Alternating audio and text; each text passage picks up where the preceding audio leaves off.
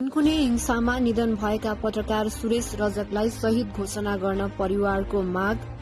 समाचार संकलनका क्रममा हिजो तीनकुने हिंसामा परि निधन भएका पत्रकार सुरेश रजकका परिवारले गृहमन्त्री रमेश लेखक समक्ष 3वटा माग अघि सारेका छन्।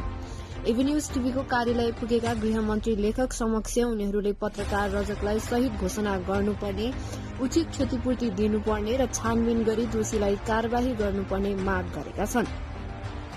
पत्रकार सुरेश रजकका भान्जा राजेश रजकले दिएको जानकारी अनुसार गृहमन्त्रीले 3 दिनभित्र सरकारले निर्णय गर्ने आश्वासन दिएका छन्।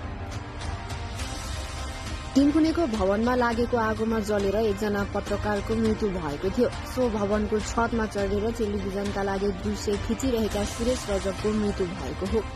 सुरेश मिडिया फिल्डकै उत्कृष्ट भिडियो रिपोर्टर थिए। एबी न्यूजमा काम गर्ने उनी निकै मेहनती थिए।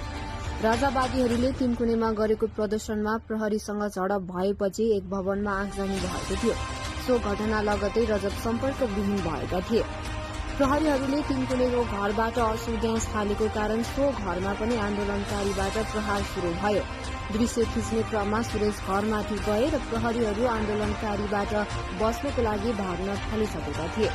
केही समयपछि घरमा आगो लगाइयो र सबै भाग्नेतिर लागे।